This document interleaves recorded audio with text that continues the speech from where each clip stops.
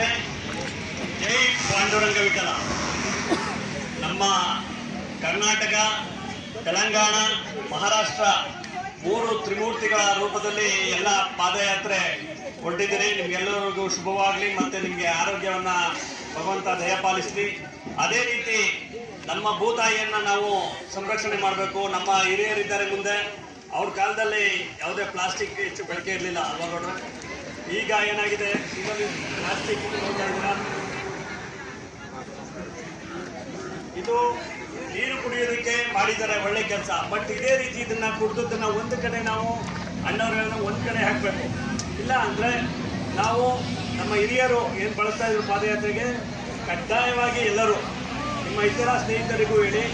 ಮತ್ತು ಕಳೆದ ರಾತ್ರಿ ಒಂದು ಅವರದ್ದು ತಾಲೂಕ ಎಲ್ಲ ಪಾದಯಾತ್ರೆಗಳು ಭಾಗವಹಿಸಿದ್ರು. ಅವರು ಕಂಪಲ್ಸರಿ ಎಲ್ಲ ಸ್ಟೀಲ್ ತಟ್ಟೆ, ಲೋಟ ಬಳಸಿದ್ರು. ಮತ್ತೆ ಟೆಂಪರ್ ಕ್ವಾಲಿಟಿ ಇರೋ ಪ್ಲಾಸ್ಟಿಕ್ ಬಾಟ್ಲು ಉಪಯೋಗಿಸಿ, ಇಲ್ಲ ಅಂದರೆ ಸ್ಟೀಲ್ ಬಾಟ್ಲು ಉಪಯೋಗಿಸಿ. ಇದರಿಂದ ಏನಾಗುತ್ತೆ, ನೀವು ಕುಡಿದ್ಬಿಟ್ಟು ಎಲ್ಲ ಥರದಲ್ಲಿ ಮುಗಿತೀರಿ.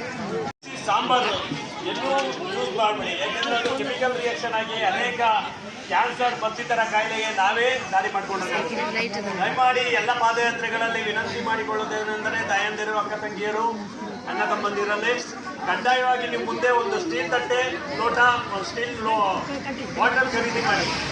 ಇಲ್ಲಿ ನೀರಿನ 25 ಲೀಟ್ರು ಡ್ರಮ್ಗಳಿರುತ್ತೆ, ಅದರಲ್ಲಿ ನೀರು ಇಟ್ಕೊಳ್ಳಿ, ಹೋಗೋ ಕಡೆ ನೀರು ಇಟ್ಕೊಳ್ಳಿ, ಯೂಸ್ ಮಾಡಿ. ನಿಮ್ಮ ಆರೋಗ್ಯನೂ ಚೆನ್ನಾಗಿರುತ್ತೆ. ನಮ್ಮ ತಾಯಿ, ಅಣ್ಣವ್ರು ಹೇಳ್ದಂಗೆ ತಾಯಿ, ನಮ್ಮ ಭೂತಾಯಿ ಮೊದಲನೇ ತಾಯಿ, ಭೂತಾಯಿನೂ ಆರೋಗ್ಯವಾಗಿರುತ್ತೆ. ಮತ್ತು ನಿಮ್ಮ ಜಮೀನಿನಲ್ಲಿ, ನಿಮ್ಮ ಸಾರ್ವಜನಿಕ ಪ್ರದೇಶದಲ್ಲಿ ಅರಣ್ಯ ಒಂದು ಮರಗಿಡಗಳನ್ನು ಬೆಳೆಸಿ. ಮರಗಿಡ ಬೆಳೆಸಿದ್ರೆ ಟೆಂಪರೇಚರ್ ಕಡಿಮೆ ಆಗುತ್ತೆ, ಮತ್ತು ಅತಿವೃಷ್ಟಿ, ಅನಾವೃಷ್ಟಿ, ಪ್ರವಾಹ ಅದೆಲ್ಲ ತಪ್ಪುತ್ತೆ. ಮತ್ತು ಬೇಸಿಗೆಯಲ್ಲಿ ಅತಿ ಮುಖ್ಯವಾಗಿ ಮರಗಿಡಗಳನ್ನು ಬೆಂಕಿಯಿಂದ ರಕ್ಷಿಸಿ. ನಮ್ಮ ಅರಣ್ಯ ಪ್ರದೇಶ ಅರಣ್ಯ ಇಲಾಖೆ ಸೀಮಿತವಾದದ್ದಲ್ಲ, ಇದು ನಮ್ಮೆಲ್ಲರ ಆಸ್ತಿ.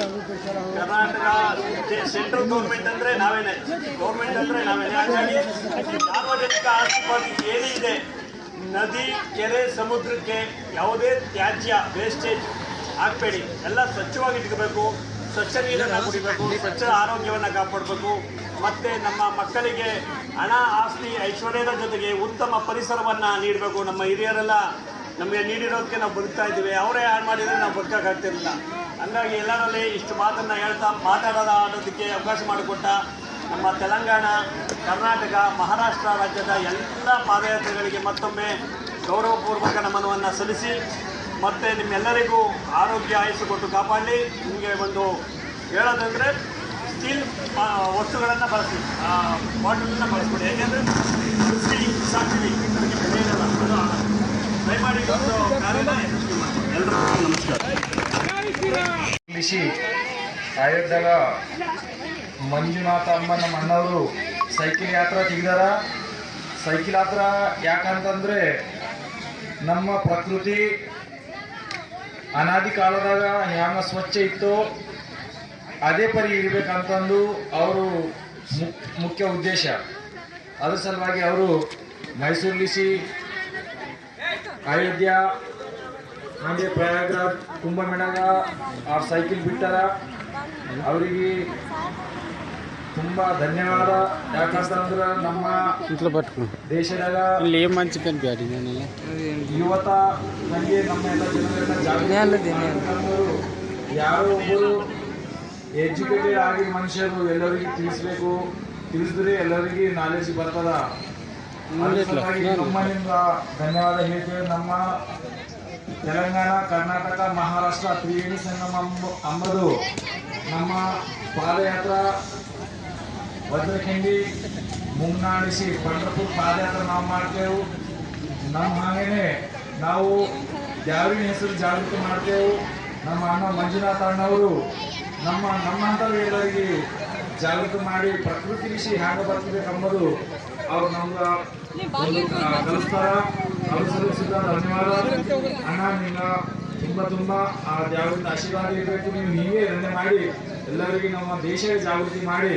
ನಮ್ಮ ಈ ಭೂತಾಯಿ, ನಮ್ಮ ತಾಯಿಗಳು ಯಾರ ನಮ್ಮ ಹಿಂದೂ ಧರ್ಮದಾಗ ಭೂಮಿ ತಾಯಿ ಹಾಳ, ನಮ್ಮ ತಾಯಿ ಹಾಳ. ನಮ್ಮ ತಾಯಿ ಹ್ಯಾಂಗ ಸುಖ ಇರ್ಬೇಕಂದ ಆರೋಗ್ಯ ಇದ್ರೆ ಒಟ್ಟಿಗ ಸಿಗ್ತಾರ. ಹಾಗೆ ನಮ್ಮ ಭೂತಾಯಿ ಅನ್ನೋದು ಆರೋಗ್ಯಲೇಶಿ ಇದ್ದರೆ ನಮ್ಮ ಮುಂದಿನ ತರಗಳಿಗೆ ಬದುಕಲಾಗ ಆಧಾರ ಅಂಬದು ಇರ್ತಾವ ಇಂದುರ ಪ್ರಕೃತಿ ವೈಪರೀತ್ಯ ಅಂಬದು ಕರೋನಾ ಬರ್ಲಕ್ಕ ಮುಖ್ಯ ಕಾರಣ ಏರ್ ಪೊಲ್ಯೂಷನ್ ಪ್ಲಸ್ ಇದು ಸಾಯಿಲ್ ಪೊಲ್ಯೂಷನ್ ಇದು ಇಂಥದೆಲ್ಲ ಆಗ ಸಲಿಗೆ ಅದು ಅಂಥವೆಲ್ಲ ವಿಪರೀತ ಕಾರಣಗಳು ಗಡಸಿ ಕರೋನಾ ಅಂತ ಮಹಾಮಾರಿ ಬೇಮಾರಿಗಳು ಬಂದವ ಅದೆಲ್ಲ ಬರಬಾರ್ದು ಇಂಥ ನಮ್ಮ ಜಾಗೃತಿ ಮಾಡೋರು ನಮ್ಮ ಮಂಜುನಾಥ ಅಣ್ಣ ಅಂಥವ್ರು ಈಗ ಯಾತ್ರೆ ಹೊಂದೋದು ಭಾಳ ನಮ್ಮ ಸಂತೋಷ. ಇನ್ನು ಅವರು ಮುಖ್ಯ ಉದ್ದೇಶ ಎಲ್ಲರಿಗೂ ಹೇಳಬೇಕಂದು